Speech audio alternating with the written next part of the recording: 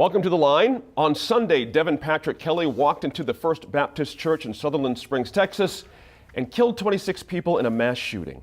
As details continue to emerge about his background, we've learned that he was court-martialed after assaulting his wife and child while he was stationed here at Holloman Air Force Base here in New Mexico. In 2014, he was given, quote, a bad conduct or punitive discharge. Just before the court-martial in 2012, he was a patient at Peak Behavioral Health Services in Santa Teresa, New Mexico. He was caught sneaking firearms onto Holloman Air Force Base where he was attempting to carry out death threats. That's amazing. According to a police report, it was just a tough deal for everybody. Here to talk about this today are Laura Sanchez-Reve. She's an attorney at Cuddy & McCarthy, LLP. Tom Garrity from the Garrity Group, PR. Former New Mexico State Senator Mark Boitano is with us, and attorney Sophie Martin.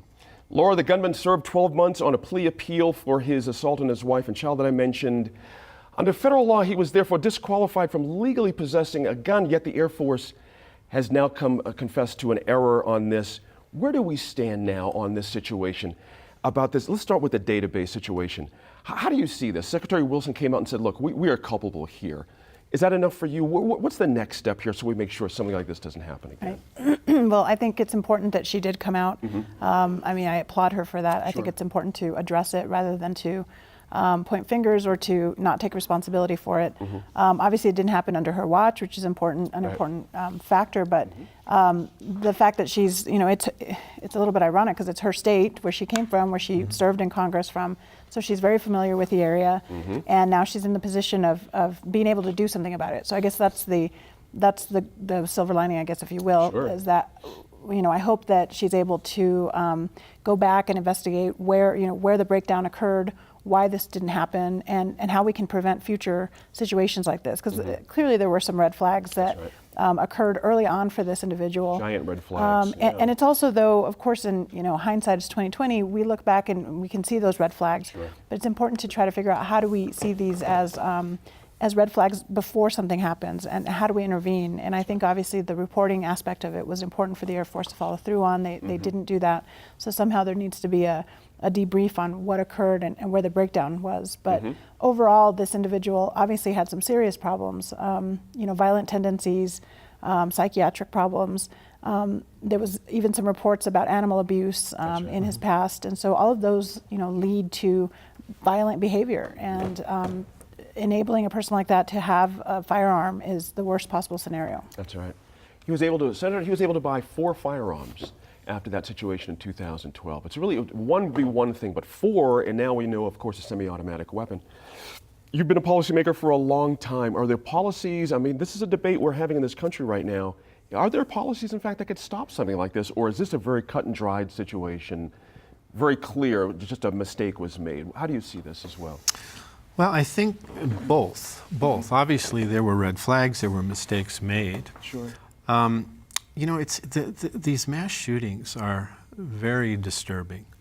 And, one of the interesting things to me is the setting where this occurred, in a small community, 700 people, in a church.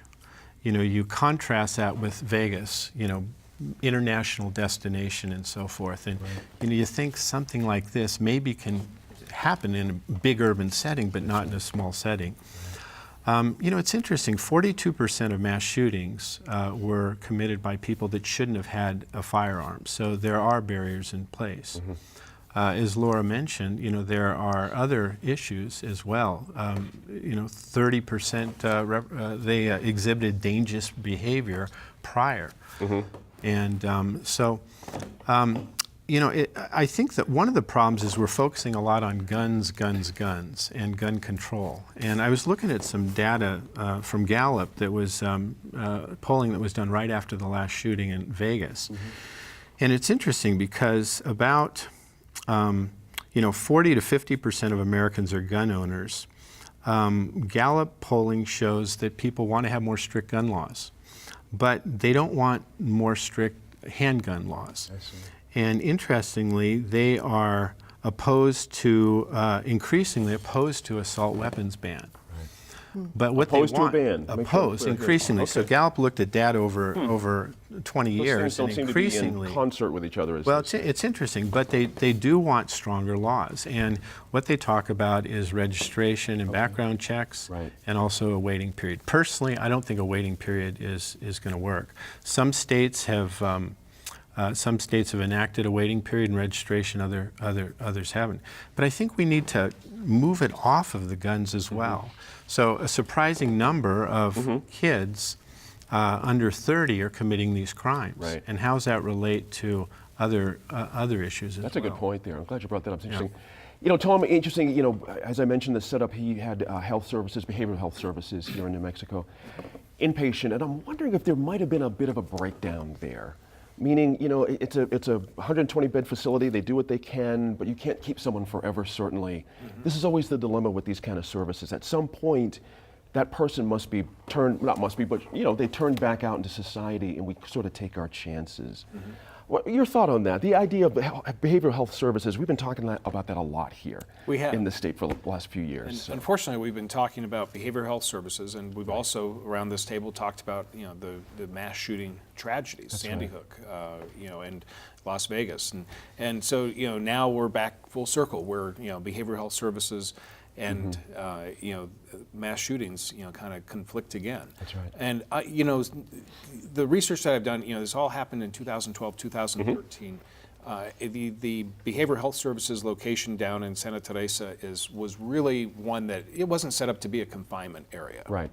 That's right. The person in suspect walked out, and they found him later at a bus stop. Right. So I think that it gives us reason to go back and check things, like the Air Force is checking things. Air Force admitted that they messed up. I would like to see that kind of self-introspection amongst other entities, whether it be behavioral health services, whether it be law enforcement, or even legislators, to say, what are the little things that we can do? Because I think what happens is that everybody gets so focused on the big, $100 issue, that the 5-cent and 10-cent issues get ignored. Okay. Well, I think in order to address the issue of gun violence and crime in general, you need to be able to address the small things a little at a time. Right. You're not going to address everything all at once. So what are the small things that you can do? And I think that's the challenge before lawmakers, and especially in our day and age where we have a lot of conflict. Everybody's going to the edges to try and appease a particular party perspective. Well, what are the little things we can do now? And so I think that's the true challenge, not just in Santa Fe, but also in Washington, D.C. Well said. Appreciate that. Sylvia, again, I say again, you can't keep someone forever, but the idea that this man tried to bring weapons onto an Air Force base to go after his command, that to me is beyond a red flag. That is something that calls for a serious effort, I think we're in agreement on this, Gene. Yeah. One of the things that we see after each of these shootings, and in particular after when the shooter is not obviously a member of a terrorist watch list or something like that, but often when the shooters are white men. We see a discussion of mental health, we see a discussion of this person's crazy, et cetera. But most murderers are not crazy. Right. They are angry. Right. And they act out on that anger. What's interesting to me about this case, obviously a number of things, is that the military was in a unique position to identify this person as someone who might act out in a very dangerous way in the future. That's right. They know so much about the people who serve. And we know that 80 to 90% of murderers have prior criminal records. 46% have had a restraining order at some point in their lives. Wow. 90% who are engaged, who kill family members, have a domestic violence record. The military knows these things about the people who are serving. And they are in the perfect position to say, you know what, we're concerned about this person. Right. What we see instead, and I don't in any way mean to say that the military is responsible for these crimes. I think it's instead that they have a unique opportunity to help. What we see all too often, though, is that when people are discharged, they don't receive services to help them with their anger issues. They don't receive services to help them to reintegrate into society. And we hear this all the time, even about veterans who don't have these sorts That's of a good records. point. That's right. And so I think, in addition, at the risk of sounding flip, given that the military trains our soldiers how to kill, they have an obligation to ensure, to the best of their ability, that when people leave the military, frankly, when they're still in the military, that they don't use that training against fellow civilians, that they only use it within the military context as it was intended. Good point there. I'm going to wrap up here in a minute, Laura. You know, the idea, again, I appreciate Tom's point about the little things. Maybe Sophie's talking about that's one of those little things Tom's mentioning, that the military could, in fact, have more vigor. I have to expect this is going to happen. This will be the one to turn the branches a little bit. But what do you think about the idea Sophie just proposed, that somehow maybe even flagging people before they even get in the service, or as they're coming into the service for these things, might be an idea? Well, I mean, I think they do some screening. I mean, there is some screening that occurs with the military, and people are screened out at times. I think what's difficult about this situation is that he was dishonorably discharged. Being dishonorably discharged means you no longer are eligible for some of the regular health benefits that an honorably discharged veteran would be able to get from the VA. Let me give you a quick clarification. He had a bad conduct or a punitive discharge. It wasn't necessarily a dishonorable discharge, because if he had gotten that dishonorable discharge, a lot of these things would have been on the surface. It would see, that's the law anyway. We're hoping that would have been the case. Just to make a clarification Laura there. has a good point. Where what happens when somebody leaves the military under that sort of cloud, she's right. They don't get access to the sorts of services that the military could use to intervene.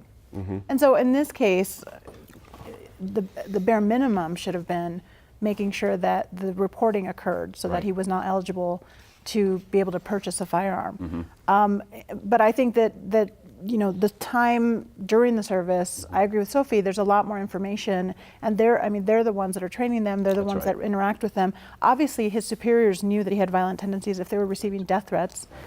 So that sort of information, I think, goes back to the larger picture of more interagency communication about folks like this. I mean, and it's complicated because he did get picked up by El Paso Police Department and then returned, or I believe he was returned back to Santa Teresa. And so there's still a lack of communication where people fall through the cracks. And ultimately, you know, what's interesting to me also about this is that he was sending threats to his mother-in-law, who was a member of the church.